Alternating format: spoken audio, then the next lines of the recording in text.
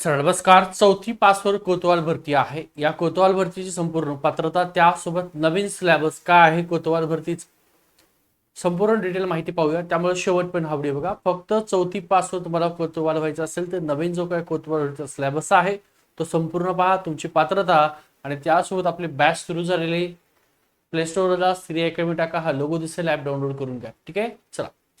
तुम्ही जर पाहिलं असेल तुम्हाला गावात राहून एक 15,000 रुपये वेतनाची कोतवाल नावाची भरती प्रक्रिया, त्याचं सध्याच्याला नाव झालेले महसूल सेवक. एकूण जागा आहेत 2,912 ही टोटल महाराष्ट्राची जागा आहे.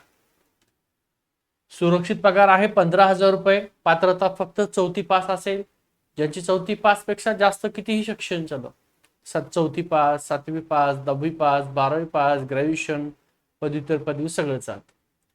पदाचं नाव आहे महसूल सेवक. जुनं कोतवाल त्याचं आता महसूल सेवक नाव झालेलं आहे. आता महत्वाचे 3 घटक काय?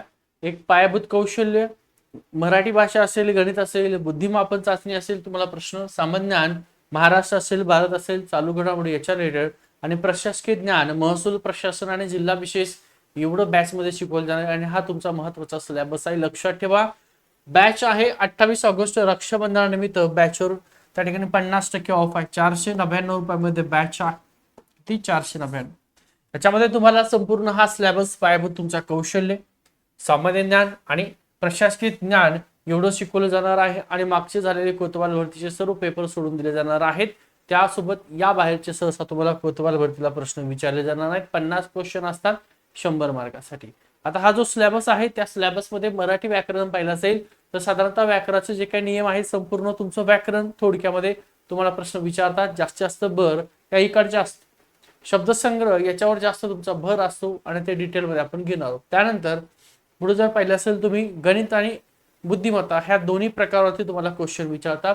अर्थात तुमचं बुद्धिमत्तामध्ये हे काही तुम्हाला टॉपिक दिलेले त्या टॉपिकवर तुम्हाला एखादा प्रश्न असतो. संख्या अक्षर मालिका आहे, जास्त प्रश्न आहे. विसंगत घटक 1-2 प्रश्न आहे.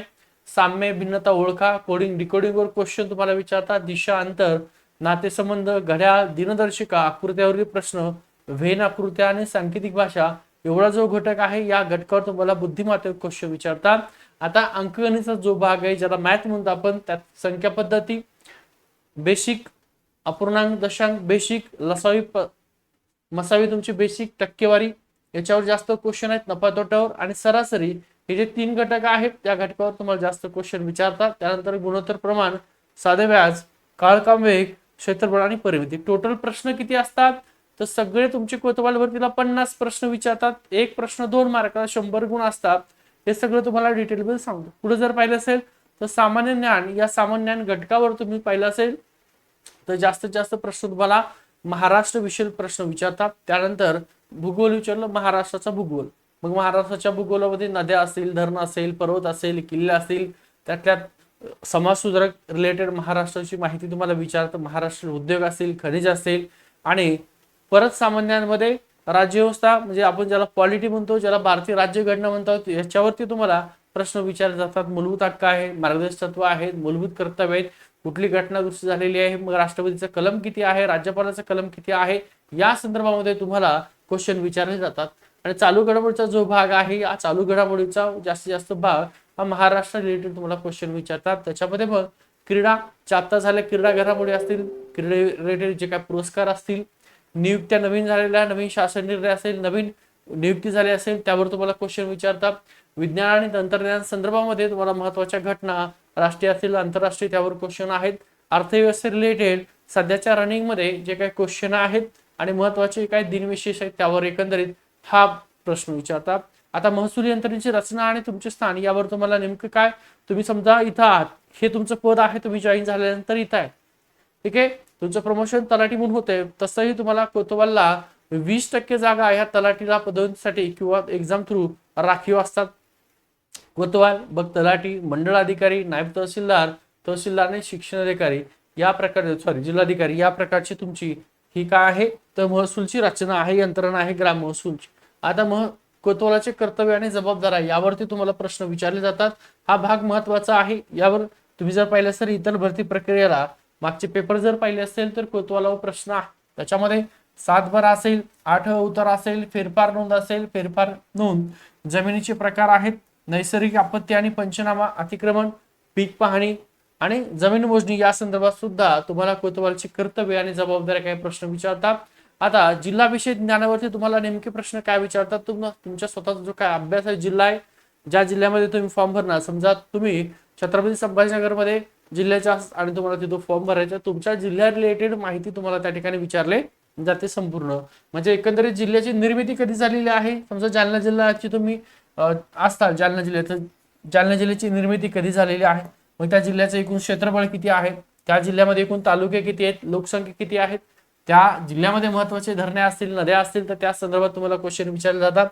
तिथं काही किल्ले असतील, धार्मिक पर्यटन स्थळ असेल, महत्वाचं शैक्षणिक स्थळ असेल तर त्यावर प्रश्न विचारतात. प्रमुख पिकं, उद्योग महत्वाचे असतील, त्यासोबत सहकारी संस्था, प्रशासकीय संस्था या रिलेटेड तुम्हाला त्या स्थानिक जिल्ह्याविषयी संपूर्ण माहिती विचारली जाते. आता तयारी कशी करायची महत्वाचं आहे, लक्षात ठेवा. अभ्यासक्रम कव्हर, अभ्यासाचं साहित्य, मार्गदर्शन आणि सराव या 4 गोष्टीवर सगळ्यात महत्वाचा नंबर 1 तुम्हाला अभ्यासाचं नियोजन करावं लागणार आहे.